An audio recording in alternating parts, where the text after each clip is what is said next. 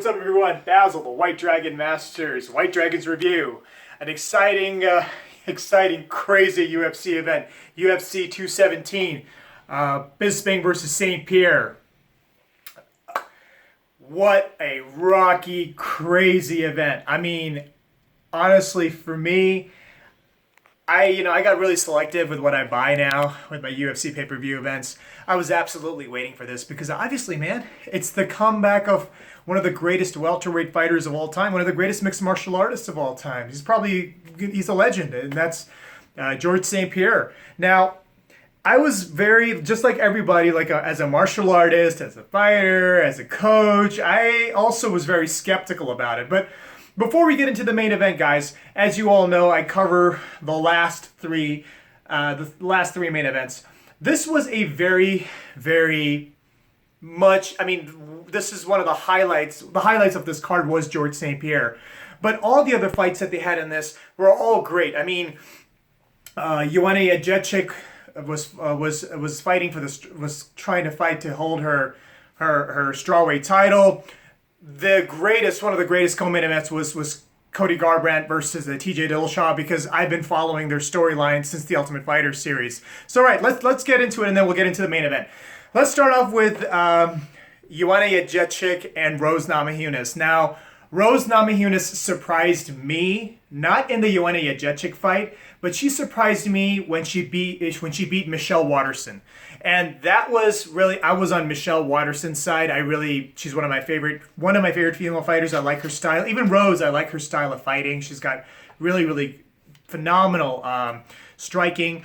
But when she beat Michelle Waterson, I was like, okay, she's really somebody that you got to take seriously. And so when they, and then obviously, Jedrzejczyk goes without saying, undefeated record. I think it was 14-0. She was really like the Ronda Rousey of the strawweight division. And so there was an eerie similarity between the personalities of Ronda Rousey and Jedrzejczyk. The same overconfidence, the same same exact words. I'm going to retire undefeated, talking big, like big shit, just overdoing it. And what I noticed is that's exactly what happened to her. She overdid it just like Ronda overdid it with Holly Holm. And you all saw what happened to that. She got KO'd. And she got KO'd in a very devastating way. And the funny thing is, with that specific fight, she tried to over intimidate her opponent, and something was insecure about that. Same thing with Jedrzejczyk. I think this time she was just overdoing it, and for some strange reason, there was like a weird gut feeling that I had that this may backfire on her bad, and it did. She got knocked out, dude, and she got knocked out in the first round by Rose Namajunas, which nobody saw that one coming. When the fight started, sometimes you can tell. Sometimes, when you see the body language within the first minute or two, when the person's throwing his techniques, you can tell when they're in shape or they're not in shape. These guys are in phenomenal shape. I mean, Joanna she was undefeated for a reason. But again, when I saw her perform, she looked a little slow. Her performance, her punches looked a little bit, I don't know. She didn't have that crispness that she usually does have. And I think she really underestimated Rose, in my opinion. And yeah, please guys, feel free to comment and let me know what you think. She underestimated Rose, and it was really weird, Rose's behavior before the fight, leading up to the fight. Very strange, bipolar-ish, very quiet, very dead, almost like a zombie. Not natural, very unnatural sort of a behavior, but that also is a way of coping with the pressure. Joanna was just, talk, kind of like what Ronda used to do to her opponents, intimidate them and do that. And dude, I almost see an identical result. Same Ronda train, same thing with Joanna. Same exact thing happened. They almost were beating like the same drum. And the worst thing is they both got knocked out in the most devastating way possible. Now let's see if Joanna is going to come back. Hopefully she will, because she is a champion and she was a champion for a while. Well, we saw what happened to Ronda. So she was knocked out with Rose, just a clean shot. It was as clean as it could get. She caught her very well. Joanna went down, her legs gave out, and then Rose was just beating her up. And the funny thing is, I didn't know this. I thought the referee stopped it. It was not until the replay I saw that Joanna actually tapped. So that just shows how bad Rose Namajunas could be when she hits you, man. I mean, she tapped. She tapped like, I can't take it. Stop the thing. So it was hard to see Joanna, a fighter like her, do that. So congratulations to Rose Namajunas, man. She deserved it all the way. She really beat her. She beat her fair and square. And I hope they give her a rematch. I think Joanna Jedrzejczyk has earned it. I think she's anybody who whether it's Jose Aldo or Ronda Rousey or Joanna Jedrzejczyk, anybody that holds onto the title too long must have that opportunity to reclaim that title. Kind of like how George St-Pierre got that opportunity when he lost to Matt Serra. So I think it'll be really, really unfair if she doesn't get an opportunity to redeem that. So sad for her. I really am. She was crushed. At least from what I saw on TV, and I can't wait to see the post-fight press conference. So, congratulations to Rose Namajunas. Moving on to the second co-main event. My favorite, the one that I was really waiting for, which was Cody Garbrandt versus TJ Dillashaw. Now, anybody who knows anything about this know that this was a feud. It was a camp feud. It was a nasty feud. It was going on for years between Uriah Faber's camp, which is Team Alpha Male, and TJ's camp. The whole story, I'm not going to go into it how it happened, but it was a very, very strong gym beef why these guys broke out, and TJ was considered a snake and all this other stuff, and finally they had an Ultimate Fighter show, but we couldn't see that fight even then because Cody got injured really, really bad. And so it was one of those things that irritated you as a fan, as well as like a guy who appreciates fighting and martial arts, that, hey, man, we want to see this fight. Because I'll tell you, man, my boy Cody, I love Cody. He's my favorite fighter, one of my favorite fighters. And I felt really, really bad. I mean, I was sad. I was truly sad because I love Cody. I'm a Cody Garbrandt fan. I really am. And for me, personally, I think Cody was in this fight with way too much emotion. I mean, that's what happens with people. When you have too much emotion in a fight, you're very, very vulnerable. Same thing with Joanna. Joanna was too vulnerable. She was too emotional during the lead up to the fight. Same with Cody, it was even worse because now he had all this pressure from his camp from Uriah, and he had this pressure of Team Alpha Male and the fact that he had to beat the Snake, which was TJ, and all this stuff. So I can only imagine the kind of pressure that Cody was in. Now, as for the fight itself, Cody would have whooped TJ's ass. In fact, he whooped his ass. The reality is that in round one, he actually almost knocked TJ out. TJ literally got saved by the bell. I swear to God, it was God's mercy to TJ that the bell rang and he was out of that round, because Cody was, until the bell rang, Cody had almost knocked him out. I mean, he clipped him really, really, really, like, pow. I think he got him with a nice hook. He caught him, he fell down on the floor, and before he started soaring, as a fan, you're like, oh, he almost had him. Round two, Cody again got emotional. He got too cocky. And then Uriah, not Uriah, but TJ, which I didn't see coming. I don't know how Cody, didn't block that, but I guess it was so fast because at the level these guys are at, TJ came in and he threw in from here. This is a very, very sneaky technique, and it's usually used in a lot of traditional martial art fighting styles. They don't use this in Thai boxing as much. In Thai boxing, you'll see a switch. So you'll see a switch to the high kick. But when it's usually from here, just straight up, it's more like a karate style or more like a kung fu style, pow, you kick. So that's how he saw it. He just went and then pow, and he got him right in the head. And obviously, Cody didn't see it. That actually was the shot that really sort of rocked Cody. And I don't think Cody was the same after that. So when that happened, I was like, okay, well, Cody's still a warrior, and he was still there. He was still fighting. And just in between exchanges, I think after that kick, he just got caught by one of TJ's exchanges, and Cody went down. Now, was he out? His head was down. And when TJ got him, his head was down and he was hitting him, and he wasn't really doing much. even though immediately Cody stood up and they were like literally this close and they were on each other's face. So, I think it was a fair stoppage. Please, guys, again, comment. Let me know what you thought, if it was fair or not. I think it was fair. But Cody will come back. My boy Cody's going to come back, and watch, he's going to get that title back. Cody's going to come back and he's going to get that title back. I hope he does. I really like him. He's a great fighter. So, yeah, man. Congratulations to the Snake or TJ.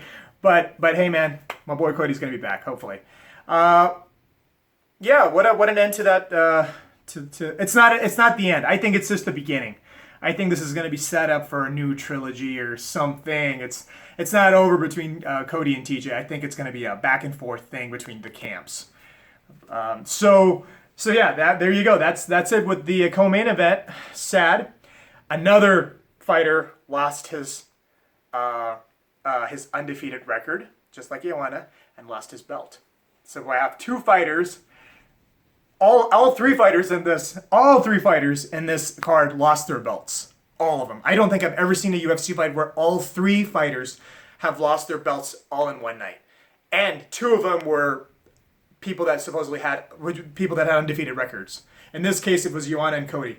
So let's move on to the main event, which is one of the major reasons why, of course, Cody's fight and TJ's fight was one major reason too why I bought the pay-per-view. But one of the biggest event, which is why it's the pay-per-view, was obviously the return of George St-Pierre. I love George St-Pierre. He's one of my, if not probably, in my opinion, one of the best examples of what an MMA fighter and what a mixed martial artist should be. Okay?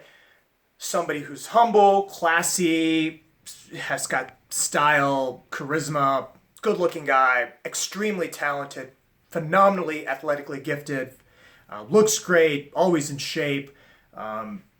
Just one hell of a role model to follow. If any kid or anybody who's coming up in MMA wants to follow, that's the guy to follow. Not Conor.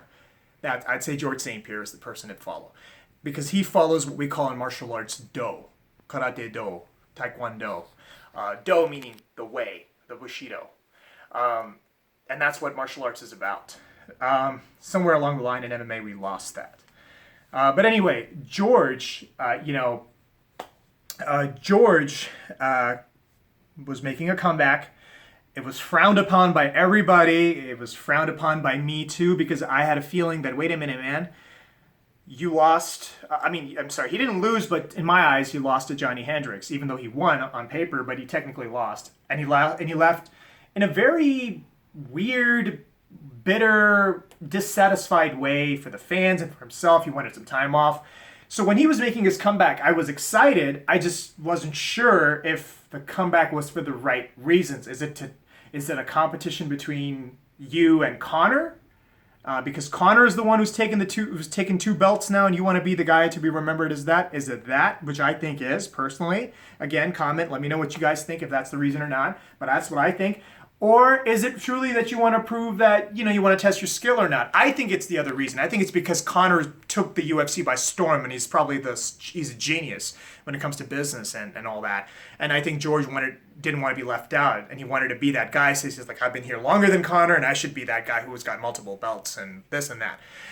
UFC is becoming a lot like WWE, guys. But we'll get into that later. I think this whole thing was to win so that George could fight Conor. That's what I think. Again, let me know what you think. So let's go back to Michael Bisping versus George St-Pierre. Much anticipated weight. We were dying to see him. Thank God he came back, but he goes up in weight. From 170, he goes up in weight to 185. And 185, that's a 15-pound jump. That's a huge jump. A jump like that, especially when it's not being tested, meaning he didn't have a fight before he fought Michael Bisping. He came straight from a 3-year layoff. It's unbelievable, insane how great this guy is. I mean, it's 3 years of not fighting. Doesn't mean he wasn't training. He obviously was training, otherwise he wouldn't have won. But 3 years, literally, of inactivity when it comes into the octagon, not facing the crowd, the jitters, getting into all that. It's amazing how this guy did it. He came and he went up in weight, which is even harder. It's so taxing on your body when you're up in weight, guys. I can tell you for a fact, when I made weight, At 185, I felt great. At 205, I felt good. At 230, I felt horrible. So when you're heavier in weight, every pound counts. This guy not only did not just go up 15 pounds in weight, he goes 15 pounds up in weight, comes back from a 3-year layoff, and fights the champion, Michael Bisping, who by the way is a great fighter himself, who's been active the whole time. He's a great fighter. I mean, he's a hard worker. And personally, I think that, I've met Michael Bisping. He's a great fighter. I met him at the premiere of Jean-Claude Van Damme's movie premiere, which was Pound of Flesh. And so, I've met him personally. Big guy, cool guy. And when the fight happened, I honestly thought in my heart, I thought that Bisping was gonna kill him. Maybe not kill him quickly. Maybe it'll take him a few rounds. But I was like, no, he's a bigger guy. He's a stronger guy. He's been fighting more. He's more oiled. This guy's coming from a layoff. This guy doesn't even know what it's like to be in the ring, in the octagon with 15 pounds heavier weight. Bisping's gonna win. It was a no-brainer. To my shock and surprise, you can never count George out. You can never count George St-Pierre out. But to my shock and surprise, George beat Bisping, and he fucking submitted him. It was a fair win. It didn't go to a decision. Thank God it didn't go to a decision. Otherwise, we would have another, fight. George literally proved this time that he's pound for pound one of the best fighters in MMA history. And he got 2 belts. Now hear me out here. It doesn't mean that I think that George St-Pierre should be in 185. I'm sorry, guys. Again, give me your feedback. Give me your opinion. Let me know what you think. I personally thought that George looked horrible at 185. He looked horrible at 185. I mean, he looked big and strong and bulky, but he had a soft gut. He didn't have his abs or anything. And, when I say he looked bad, meaning he not physically looked bad, he looked bad in his technique. He looked slow. He looked sluggish. Obviously, there's a lot of ring rust in there, but at the same time, there's a lot of, when you're carrying all that weight on top of that ring rust, that's supremely taxing on you. And then obviously when you're fighting somebody like Michael Bisping, who's a champion, that's got to be even harder on you, mentally and physically. But he looked horrible. I don't think George St-Pierre should fight at 185 again. What do you guys think? You think he should fight at 185 again? I didn't like him at 185. Personally, I think he's much more dynamic, much more deadly, much more lethal at 170. And that's probably where they're going to be going with, I think at the post-fight interview with Joe Rogan, he said that he's not really going to stay at 185. At least that's what it looked like to me. But overall, man, round 1 and 2, George threw some jabs. He caught Bisping a few times. He did a couple of takedowns. Bisping had amazing takedown defense. It wasn't easy for George to take the guy down. I mean, I could tell George was getting drained and tired. But Bisping, caught him, and there was a few times from the ground Bisping actually elbowed him, and he cut George open in several areas. And Michael Bisping is a very hard-working fighter, man. I don't think I've ever met a fighter like Michael Bisping who's so hard-working. One of the reasons why I'm his fan is because this guy really comes to fight. He's not afraid of anyone. But I personally think that I don't think, like, for example, George may not would have won if it would have been somebody like maybe Yoel Romero or somebody like, somebody a little bit more skilled. I don't think George would have not been able to win because I don't know, the stars aligned for him in a way that he won. I think he was a little bit lucky here as well. As great as he is, he was a little bit lucky as here at the same time that, Bisping's at the end of his career. You can clearly tell he looked old today. Officially today, with my own eyes, I saw a change in his body. He looked old. He looked like he's getting there, the mileage is catching up to him. So personally, guys, great fight. When I saw the first 2 fights, I was like telling the people that were with me here, I was telling them, hey guys, this is a bad omen tonight. All the champions are losing their belts. Michael Bisping may be a part of that curse. He may lose that belt. And sure as hell, he lost that belt. Today's event was the first time I think from my memory, and again, if you guys know any other UFC events, let me know about those. But this was the first UFC event I remember where all the champions lost their belts in one night, along with two of them that were undefeated. Two undefeated records were gone too, which was Cody and Joanna Jedrzejczyk. So it was a great card. I was happy for George St-Pierre. I love George St-Pierre. He's a great martial artist. I can't wait to see him. I don't think it's a good idea for him to fight at 185. I think if he's smart, he should fight at 170. And I think if he's even smarter, he should make this business move and he should fight Conor eventually. That's what I think is going to happen. Because it's starting to become like WWE. It's all about money, right? Michael Bisping, I think that he's almost at the end of his road. He may have a few more fights left in him, maybe 2 or 3 more. 2, 3 if he's lucky, 2 if he really wants to. I don't think he needs to, really. I think he can just enjoy his life. He's had a fantastic career. So guys, you know, that's the recap of UFC 217, St-Pierre versus Bisping. Please like, share, subscribe if you enjoyed this channel, guys. Please do give me your feedback. The White Dragon loves your feedback. Let me know what you guys thought of it and what you think of the review as well. And please check out all my other videos. I have a ton of stuff on my channel. I have some of my movies are on it. Some of my songs are on it. I mean, a ton of stuff is on it. It's cool stuff, and there's a lot of stuff that's going to come as well. So yeah, guys, UFC 217, Basil the White Dragon Masters out. Yeah.